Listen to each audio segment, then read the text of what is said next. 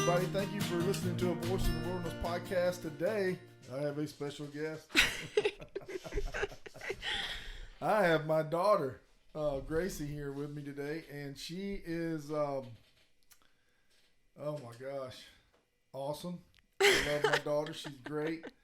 She's actually called me out for talking about her on the podcast, so I figured why not just have her on here so she can defend herself.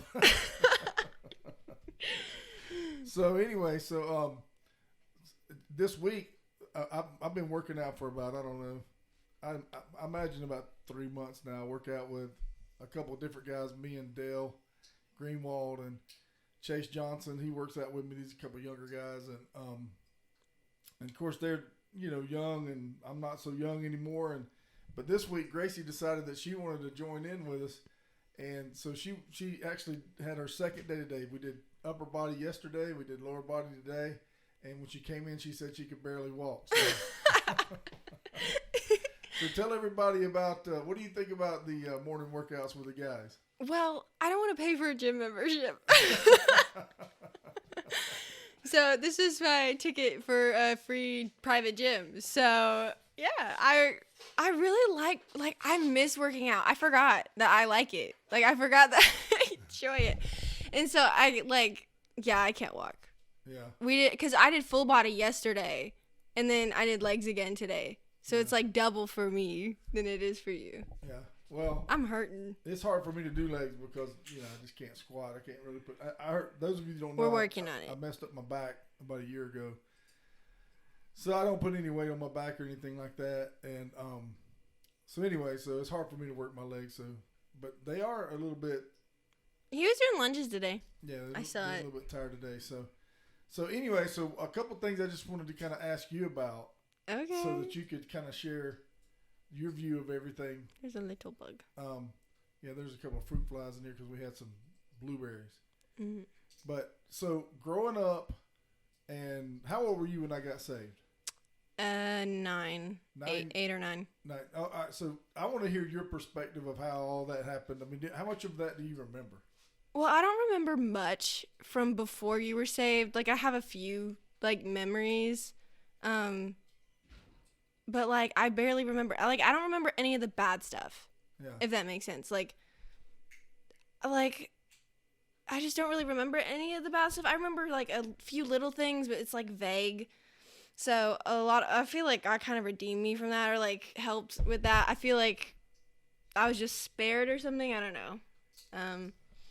But yeah, and then once you got saved, everything got different. I remember this. I was so upset with you whenever you turned off the TV, whenever we didn't have cable anymore and we couldn't watch Wizards of Waverly Place. I was like, I was like, how dare you? I love Disney Channel. I remember being mad about that. And then, you had a whole different group of friends. So I remember that. You went from hanging out with all of these other people, to just a whole different group of friends. And we would start going to church. And I remember, we went to church before. But I remember I was like, this is not church. I was like, this is different than I remember. Because I got saved, I guess.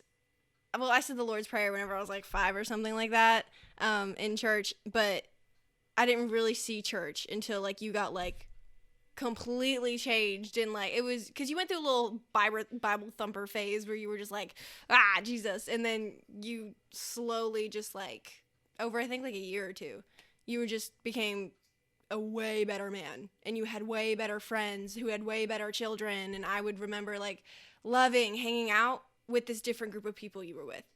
And I was like, yes, better friends who share their toys. I was I was 10, so I didn't really know any different. I just was wow, these people are nice. These people aren't mean and drunk all the time. And I was just really grateful that you got good friends finally, and that way I could have good friends. So speaking of drinking though, all right. So me and Gracie have this ongoing kind of thing here, and I'm gonna get y'all's opinion on it. So okay, there was one night that we were all hanging out, and this was actually when we were hanging out with some of the friends that we were friends with before I got saved, because this was right after I got saved. And I've got a black crew cab Chevy that I drive around, and I had driven to these folks' house separate from Mama. Gracie's mom, or Crystal, my wife. And so I remember she had a couple glasses of wine or something, and Yeah. you guys were playing with all the other kids and all that kind of stuff. And I was, that was back in my, when I first got saved, and I was, Mr. Righteous and better than everybody else, and I wasn't drinking and whatever. And so I told the kids, I said, you're going to ride home with me tonight. Your mom's had some wine, and you're going to ride with me. And so we get in the truck, and so I'll give you my version after we hear Gracie's version of it. So, okay, well, what's your version of it? I only remember half of it. Yeah. Like, I barely remember it. I remember I could barely see over the dashboard. I was in the truck, sitting with you, and I remember looking over because you and Mom had like gotten into like a spat about this whole thing, and I remember going over and I was just looking at you, and I was like, I didn't like when you guys would fight, and it would always make me mad. And so because I was an angry child. We don't talk about kindergarten. But basically, I was looking at you, and I was like, I don't like whenever you drink, because it would always cause issues, whether you or Mom or whatever. So I was just like, I don't like when you drink. And I was like, I don't want you to do it anymore. And then I remember you looking at me, and you were like, okay, I won't do it anymore. And I was like, pinky promise? And you were like, I'll pinky promise. So we pinky promised on it. And then you just never drink again. That's what happened in my head. And then literally a few years ago, like not long ago, he goes, yeah, it was a two-way deal. I don't remember that. Okay, what I just said, that's what I remember. I remember pinky swearing on it. But now, I trust you too much, so I believe you. So I'm just like, okay, well, I don't drink. I never have or never wanted to, but I guess I just don't now because I can't break a pinky swear even if I don't remember making it. So that's her version of it, but this is actually how it happened because I was a mature adult and I remember. Sure. Uh-huh. So I was blackmailed. Lindsay was sitting in the front seat. Gracie was sitting in the back seat. Lindsay was with us? Yeah, we had these little bucket seats. The truck has bucket seats in it. Yeah. And I was looking in the mirror, and Gracie just looked up at me. She says, I don't like when you drink beer. That's what you said. I don't like it when you drink beer. And I said, really? She said, right. And I'm looking in the mirror. I'm just looking at her in the mirror. And I said, okay. And she said, I don't want you to drink beer anymore. And I said, okay. I said, well, I'll tell you what. I'll pinky swear that if you never drink, I'll never drink again. How about that? And she did. And to this day, she thinks that I added the part in about her promise. You so added it. You so added it. But I really didn't. Honest to God, I didn't. And the thing is that I've had opportunities to drink since then. I've been off with friends and places where she would have never known if I drank, but and I wouldn't drink, and they would always be like, "Why don't you drink?" And I said, one, I think it's it would be a stumbling block for people who know me and my faith, but also I really feel like that if I ever came in my home and you smelled alcohol on me, and that would give you the impression that it's okay for somebody to break a promise to you, especially whoever the guy in your life is. And so it was just a commitment that I decided that God, but see, this is the thing, this is the way I look at when you walk with the Lord. I look at it like this. So I just believe that God has a way of getting things out of your life that he wants out of them. And yeah. God knew that if Gracie asked me to stop, that I would keep my promise. He knew that. It was like he knew that was a commitment that I would make and I would keep. And I remember I wasn't a big time, I didn't get high a lot smoking pot. I didn't do that a lot. It was just I was more of a social kind of, drug user. But I remember praying specifically, and I was like, God, if getting high is something that is you're not cool and you don't want me to do it, I need you to kind of let me know. And he did, man. He did. He actually spoke to me through a friend of mine that at the time wasn't a believer. And so, there's just a couple times in my life where God has really shown me through people that I care about that he wants me to remove stuff from my life. And I've been faithful to it. I'll be honest with you. I'm afraid to do anything now. It's it's been so long. Well, I know that God has pulled me away from it, So for me, it's like if I walked back into that lifestyle, I'm afraid of what would happen to me, the consequences of it. And, a lot of people say, you should have a healthy fear of God. And I do. I really do. In these areas of my life, I'm like, you know what, I'm afraid that if I ever tried a drug again, or if I ever got drunk again or anything like that, that it would not turn out too good for me. But you know, the thing is I feel like our country in the culture that we live in, you know, honesty and integrity and things like that are just something that people don't pay much attention to anymore. And so for me, it's like somebody's got to, you know, the one thing I love about the ministry that I'm called to is that when I'm around like young guys or young girls, or I'm around men or women, and they get a chance to spend a lot of time with me, they'll see that I'm real serious about my faith and doing what I say I'm supposed to do and being obedient to the word. And I think that gives them encouragement because, you know, I think the most prevalent thing in the body of Christ is people who claim to be followers, but they just don't live anything like a follower. And I think that really makes a lot of people stumble. And so for me, I look at that and I think, you know, somebody's got to be able to, and I'm not perfect by any means. I'm not saying I am. No, the thing is we're all sinners. That's just right. The truth. But seeing people who get really comfortable in a very sinful life and claim to be Christian, that is so confusing to all non-believers. That's like, oh, then that means I live however I want, but I call myself a Christian. Right. That's the rules. You know, and then they're immediately in their mind, it's just like, oh, then I can be a Christian. Yeah. And it's just like, it mixes up the whole thing.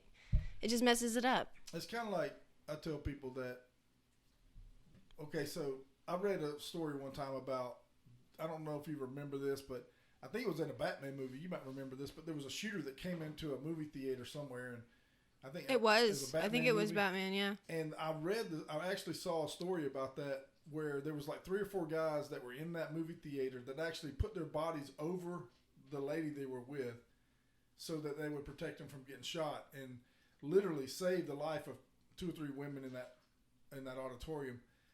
And I think about stuff like that, and I think about how people are so devoted to someone that's willing to lay down their life for someone else. And I tell people all the time, I'm like, you know, it would be one thing if somebody kind of stood in front of a bullet for me and I would have a loyalty towards them, or if they did something to save my life, and you hear stories about people who have pulled people out of cars and different stuff like that, and the loyalty that people have towards them. And I think, you know, if people could get a grasp of what Jesus actually did for us and understand that he did it for us personally, like he didn't just do it for me, he did it for you. And this is the crazy part. He would have done it for you if it had just been for you. He wouldn't have, it didn't have to be, I didn't have to be included in it. He would have done it just for one person, to redeem one person. And when you start getting that understanding that, you know what, I am a mess, and thank God he lived that life. But so to me, it's not about trying to be perfect or trying to impress people. It's not about, it's about being an example to other people that, you know, you can live a life obedient to the word, pretty obedient to it, not perfectly obedient, but you can live a life that's relatively obedient to the word, and you can have a good life and have fun and laugh. And, you know, it's not just, being a Christian is not, you know, it's not like some boring, I mean, honest to God, man, I'm happier than I've ever been. Yeah, life is, trust me, a lot better. It just is, because I see all around me, all of my friends from like high school, church, whatever, people that have chosen the wrong path. And I'm just like, come back. Like, because I can see their suffering and their hurt, and they'll come to me for help. And I'm like, you can come home. Like, because it's just better. It's way better. You meet better people. You have better friends. You have a better life, because it's not about the stuff. It's about the people. It's about the people you surround yourself with, the people that are filled with Jesus, the Holy Spirit, like everything. I don't know. It's just a way more positive lifestyle. Well, you know, we were out at camp this week, and there was a church from Old Town that was renting the camp at Camp Anderson. And we were there remodeling the office and stuff like that. And so there were some boxes sitting over in the corner of the building. And I walked down there and they said, hey, can we move these boxes? And I said, sure. I said, that's just, you know, don't worry about it. That's just shower curtains and shower rods. And we got to put shower curtains in the cabins and stuff like that. And the lady goes, do you need help? And I'm like, sure, absolutely. You guys are more welcome to do it if you want to do it. And so she said, okay, we're going to do it. And I went back upstairs to work on the office in the building. The room I'm talking about is directly downstairs from our office. And I came back 1 hour later, and they were cleaning the windows in the coffee shop. They had already put up all the shower curtains in all the cabins. There's 40 something cabins. There was a guy outside that had went home and got his blower and was blowing all the sidewalks and the pavement off. And there was something else they were doing. They were doing something else. I can't remember. And I thought to myself, this is, if everybody would just do what God has told us to do in Scripture, this is what life would be like. You would constantly have people helping. Everybody would be pulling in the same direction. Everybody would have the same goals in common. And it was just, to me, it was just a little glimpse, just a tiny little of what it would be like if everybody choose to live like Christ. Because it's like I told her, I said, unfortunately, right at this time, I said, it's just me and my wife and Dale that are running camp. There's a guy that works out there that helps us maintain it and mow the grass and stuff, but there's 4 of us. And that's, a big camp and a lot to do. And I said, I can't tell you how much I appreciate what you're doing, because we were literally starting from the bottom. And, the interesting thing to me about, I can always see from my perspective because it's the way it is, but seeing from a child's perspective that have kind of watched this from the other side, that's the kind of things I want. I want other people to hear, what is it like to be a child of somebody that's in full-time ministry and stuff like that? It has its ups and downs. Because it gives you one reaction whenever you walk into a room or another one. It's like, if I walk into a room, I'm either immediately a troublemaker or a bad kid, or I'm like evil, or like people just like assume the worst of me. And it doesn't even help that, Mom made me not ugly. So immediately people assume things about me. And then there's other people who just immediately assume, oh, you're Skipper's daughter, you must be great. They're just like, all like, they open up to me and they like think good of me. It's really weird because they either think I'm awful or they think that I'm going to be great. And it's really funny because people will come up to me and they're like, gosh, I thought you were going to be the worst whenever I met you. Like, I thought you were going to be so mean. And then you open your mouth and I was like, because like, I guess I look mean. And then people come up and I'm like, hi. And then they're like... Well, you tell me all the time that your friends say that they're scared of me because I look so mean. You do look mean, but he has a resting mean face. No. Yeah, I smile all the time, so I feel like I look less scary. But you're just like, you're kind of broody, because like unless I talk to you, and I'm like da, and you'll go quit, and you'll like smile, and you'll be nice. But like if you're just like chilling, walking, you do look kind of scary. Yeah. Not gonna lie, All but right. I think it's the burly man, beard, mountain man vibes you have going on. I had a guy tell me that one time at a men's meeting. I felt like the Lord was telling me to go minister to him, and he was on the other side of the room, and I was just kind of looking at him. And he comes over to me and goes, why are you staring at me, man? You're kind of intimidating me. And I said, the Lord just wanted me to come over here and minister to you about your marriage. And man, it made such a big difference in his life. I mean, he still talks to me about it years later, about how much that changed his life and his marriage and stuff like that. But I mean, I don't try to look mean, I don't try I don't either. But so all right, so you're the middle child. We've got Lindsay that's older. She's 23. Am I correct? Please tell me I'm correct. Okay. By the way, what? In the last podcast, you said I was 8. You said I was 19. Yeah. You said, yeah, I'm 18 still. I think. By the way, just thought I'd clear that up. Like what, for 2 weeks? A month. Oh, Less than a month. No, it's not. But even that a month. podcast was months ago. But I was close. I was only a couple months off. Anyway, so I just. I'm gonna turn this into a quiz. What's my birthday? That's because you're mature. Mm-hmm. Yeah. Sure. Excuse me. So anyway, growing up in ministry now, us being called to Camp Anderson to be the directors. Now this is a whole new thing because you've seen me as a senior pastor. You've seen me. Seen you Baptist guy pastor. I've seen you evangelist guy. I've seen you prison preacher guy. I've seen pretty much everything. So what do you think about this whole camp thing? Well, my first thought was, oh Lord, I hope they don't drag me into all that. Because Mom started telling me about it and I was like, oh my gosh, that's overwhelming. I was like, that would freak me out. But after I got over my initial like shock, because I saw Camp Anderson, I guess like before, like I guess whenever it was like in its prime, back then or whatever. I went whenever I was like 14 or 13. So it was a few years ago. And it was whenever it had gained traction. And it was like a big deal. And all the churches in our area, Lake City and like Live Oak and everywhere, would go there for the summer. Everyone that I knew had gone. And so I went there whenever it was like that. And I was like thinking, I was like doing the math, like how many people did they have that ran the camp? How many people we're going to need? And I started like, I don't know why I started thinking like, Mom and y'all are going to have to think. Like I started trying to like figure it out for you or something. Like, I don't know. I immediately was like jumping in and getting involved, and I was like, wait, whoa. I was like, I need to chill. And I was like, all right, Gracie, just help where you can. Don't try to do what their stuff is. So then I thought about it, and Mom came to me at the coffee shop, and I was like, oh, okay, that's doable. I can do that. But you're out here trying to make me speak and stuff, so you better quit.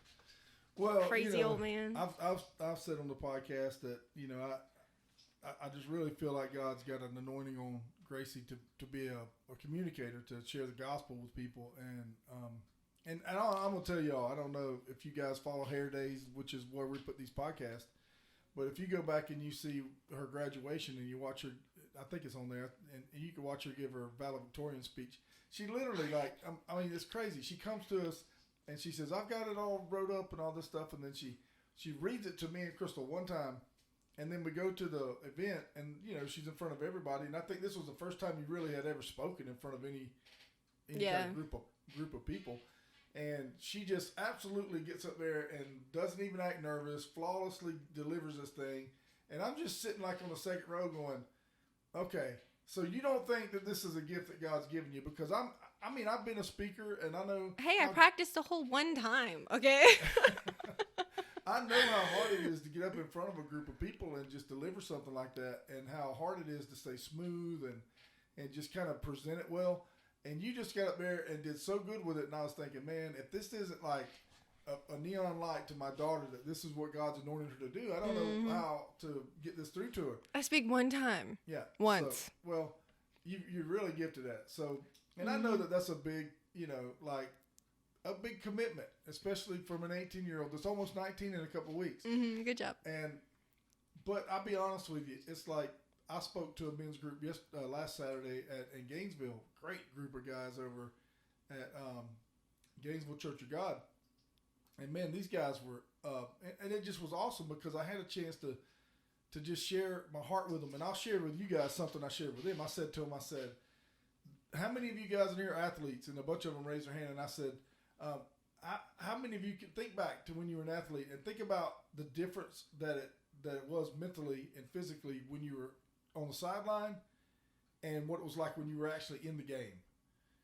And they were like, oh, it's just totally different. I said, yeah, because when you're in the game, man, you are so focused. You're just like laser focused on the play that's coming. And you're just like, you know, that's all you can think about. Nothing else bothers you. And I said, and that's the difference when you actually step in to do what God's called you to do. There's just a laser focus that comes along with it when you go into ministry where you're like, all right, and I'm just locked in. You're just locked in when God calls you and you answer the call. And so, you know, and the cool thing about what we do as a family, and hopefully you'll be involved with one day, that's my prayer, that you and Lindsay would be involved with the ministry, is that, you know, we have that opportunity to be laser focused and help other people understand that God's given them the same kind of gifting. So, you know, but herein lies the problem. A lot of people are like you whenever they can clearly see their gifting, they just are like, no, I don't want it. I don't clearly see anything. I would like that to be on the record. I don't see anything. I must be like blind or something because... And what's so funny is that I'll tell you, I'm like, Dad, I don't want to do that. That's scary. And he's just like, well, then that means it's the right thing because it scares you. You like my imitation of you? So yeah, well, spot on. But yeah, explain why. But, okay, but you brag on me all the time. And you're like, yeah, you spoke so well. And I'm like, yeah, but I was about to pee myself the whole time. I was so scared. I was so scared. Like, I had my hands, like, on the podium a lot of the time if I, like, couldn't control, like, my shaking of my hands. Because, like, I would constantly be, like, going like this or, like, talking with my hands and moving them so that people wouldn't notice that I was literally shaking. Like, I was so scared. And that's one of the reasons I don't really like to speak is because while I do it well, I understand that I do it well. I talk a lot is what I do. But, like, I don't know. It just makes me nervous. Like, a lot of the time, even, like, the idea of it. And you're like, yes, because whenever you are scared of something, that means that is what God has called you to do because Satan is trying to stop you. And da-da-da. And I'm just like, what? Like... Well, Travis, this week in church, Travis did this... the Father's Day message. Father's Day thing. And what he was doing was, it was so cool because he took the time. His daughter just got engaged to an awesome young man. Oh, they're so cute. Yeah, I love my boy Justin, man. Anyway, so they just got engaged. And so Travis just, like, before the service was over, he just kind of looked over and he just told him, he said, you know, your dad may not have been there for you. He said, but I'm here and I love you. And he affirmed him in front of everybody. And, man, it was just so emotional. And I was like, you know, people need affirmation like that. I mean, people need to know they're loved and they're cared about. And the thing is that that's what ministry gives you an opportunity to do, man. It gives you an opportunity to encourage people and to build them up and to affirm them and let them know that they're loved and that God's got a great plan for their life. And they don't have to travel down these roads that are creating so much, you know, so many problems in their life. And I just loved watching that whole, you know, dynamic. He was talking about how important a father's words are. And this is what he said that I just thought was so good. He said, my daddy has a place in my heart that can't nobody else get to. And he said, and my daddy's words penetrate at a deeper level than everybody else's. And I was thinking, and so there's two, you know, I'm sitting there and it's almost like I'm on a seesaw because there's a part of my heart that's just broken because I'll never hear that from my earthly father because he passed when I was 2. And so there's that part of me that's so like, golly, I wish I could just hear it one time, you know, just one time. And then there's this other side of me that's like, okay, I gotta up my game with my kids. I gotta up my game because one of the problems that I have as a parent is I do love the Lord and I am in ministry, but I'm not real good about being complimentary to my children. I'm very like... Which is hilarious, by the way, because this man will take out the trash and if mom does not say something, he's like, Mama, I took out the trash. Look. Do you see? We're all men are like that. I know. But it's so funny because you're like that, but then you'll be so busy and so caught up that you often forget. But it's okay. You're actually getting a lot better about it. Yeah. So I am proud of you. And that's the thing is that, you know, I try to always tell people is you just got to keep plugging along and trying to improve. Yeah, absolutely. Because, you know, it's hard when we're just messed up, man.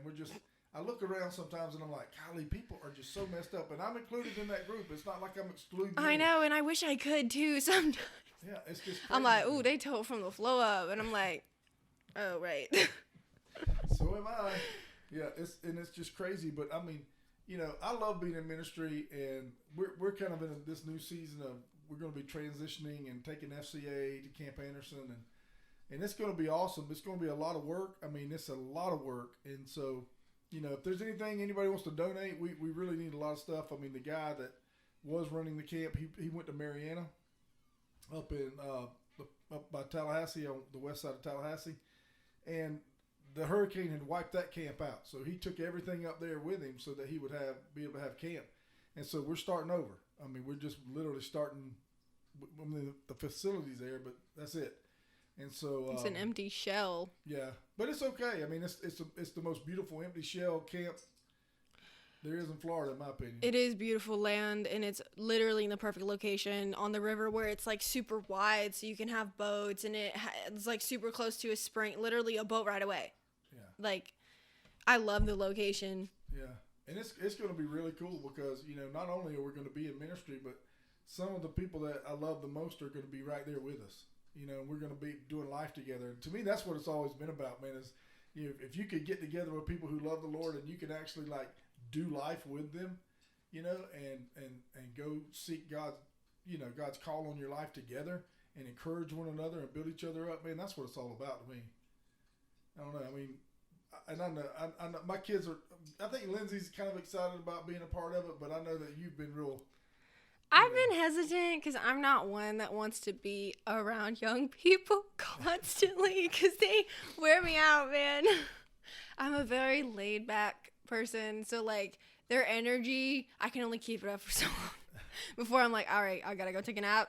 I'm done. I quit. I'm out. Well, the cool thing is we're going to have somewhere to go. They do offer houses to us, and we've got a guest house, and we're also going to build but we're going to make one of the buildings is going to be a retreat for the leaders, and we're going to try to make that like that's where you'll find me, like a sanctuary. We're going to try to make that like really chill, so that the leaders can break away and not lose their mind while they're trying to deal with. But we're not just going to have youth camps. We're going to have we're going to do all kind of different stuff. I mean, I'm excited for the girls' conference that's coming up. Yeah, we're going to do girls' conferences, men conferences. We're going to do archery, hunting, bass fishing tournaments. I mean, it's going to be great. We're going to do a lot of different stuff that's coming down the road, and hopefully we're going to be able to put some football fields and stuff in there. And it's going to get crazy here in the next few years. It's going to be fun, but with all that being said, I want to tell you personally, just as a father, how proud I am of you, because you've really done good in school. You've just like, I don't even know where that came from. I can't speak for your mom. I hated school. I didn't like it. If it would have been for football, I probably wouldn't have finished. I mean, I hated. I had to pass so I could play football, and so I did what I had to do to be able to play. But I am proud of you, and I think that that you've got a huge future ahead of you as far as what God's got on your life and the calling and stuff like that. And I just believe in you. I just do, and I think sometimes that I believe in you, and it kind of puts a little pressure on you. And I'm trying to do my best to not put pressure on my kids anymore. When Fisher told me he didn't want to play football this year, I was like, okay. And I didn't say anything to him. I just let it ride. And now he's telling Crystal that he wants to just sit 1 year out and he wants to play next year. So I think it was just backing off. It works, yes. And so I'm doing my best to try and back off. I try not to critique you guys anymore. I'm trying to let you live your life. I'm trying, baby. I promise you, I'm giving it my best effort to be a good daddy. And remember, I'm learning on the fly now. This is the first time in my life that I've ever raised. Hey, you got plenty of years left. You're good. You got years to practice. So, before we get off the podcast, I just wanted to ask you, because this whole relationship thing you got going is kind of new. This isn't something that I've seen you get real excited about throughout the time you've been growing up. But I like Alex. I do. I like Alex. I think he's got a good head on his shoulders. I think that he's kind of like your mom. He's going to do the right thing. He's just one of the kind of people that he's got a good moral compass. Yeah, just like a really good person. So how long y'all been dating now? Almost 6 months. 6 months. Wow. Yeah, that's pretty cool. So so what would be your advice to young women that are out there right now in relationships like you guys are in? Just don't settle. Don't settle. Because I remember in high school, they would tell me every day, all the time, Gracie, your standards are just too high. Your standards are too high. You're going to die alone because you want, like, the perfect man. You're just never going to find anybody. I remember they would just pound on me about that because I would say, I had a list. I still have my list, by the way, of things that I want in a man. And I would tell them, I was like, I'm not settling.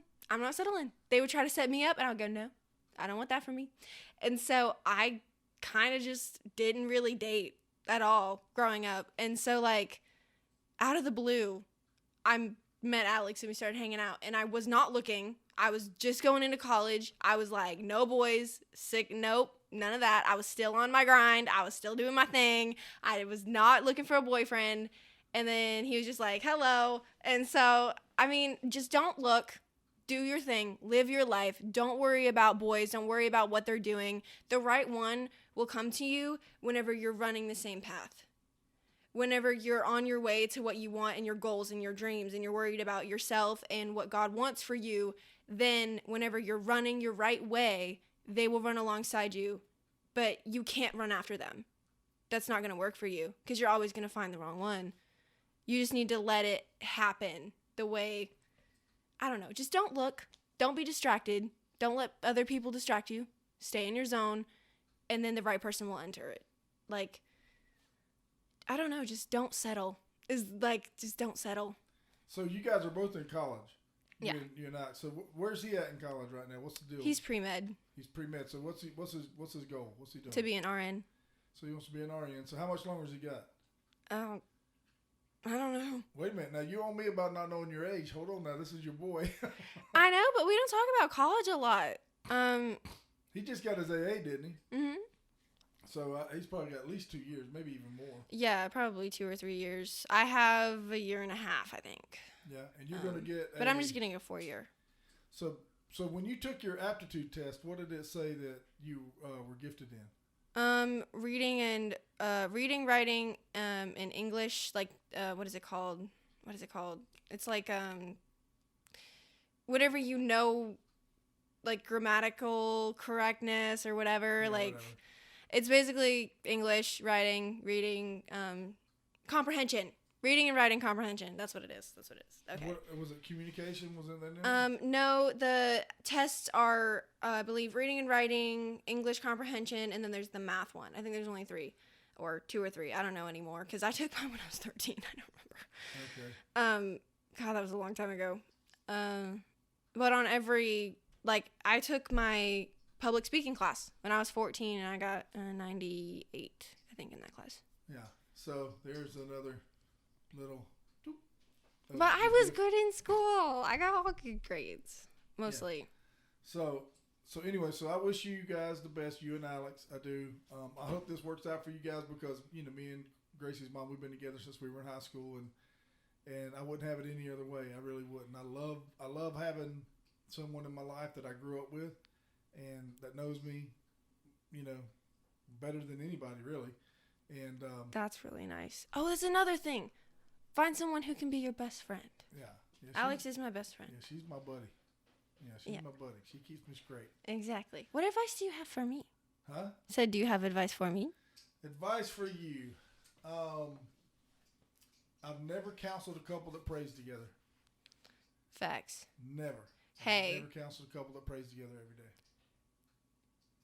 That's pretty good. I mean, that's a simple activity that you can do with the person that you're with, and it's hard to be mad at somebody when you're praying for them.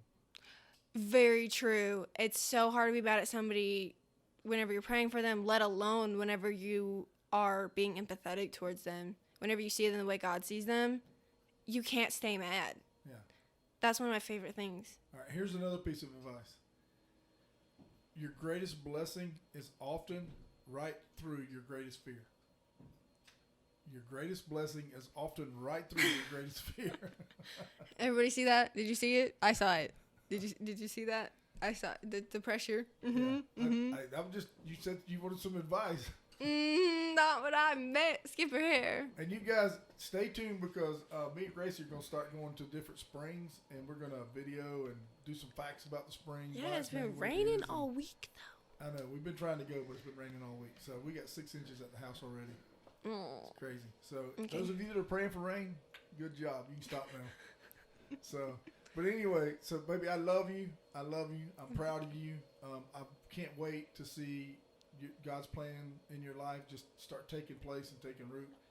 And just want to tell you that I'm asking you to give me another chance to be better than I've ever been because I'm learning. The one thing about not growing up with a dad is I'm learning how to try to be a dad. And so as I make mistakes, I try to take advice. And I really think that Travis knew that I needed to hear the message because he asked me, he kind of was like, you going to be here? And I'm like, yeah. And he goes, you promise you'll be here? So I think he knew I needed to kind of hear it because as a coach, you just have this mentality that you're always trying to get better. And it's hard to compliment when you haven't gotten to where you want to be. And so it's not hard, but it's just as a coach, your mind is always working towards getting better. And so I'm trying to be better about celebrating small victories. And so celebrate small victories in your life. I'll understand that your greatest fear is usually the one thing that you got to step through it to get to your biggest blessing.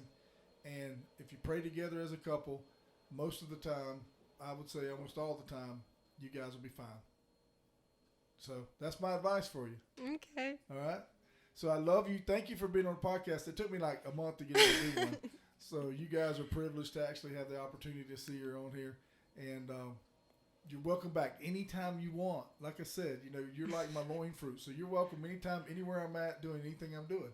Okay. I just don't like imposing. I feel like I'm like imposing whenever you got your boys and your stuff. So it's okay. It's okay. They need some softness around them sometimes. You know, they're dudes. They don't definitely. flatulate as much in the gym when you're around. It's good.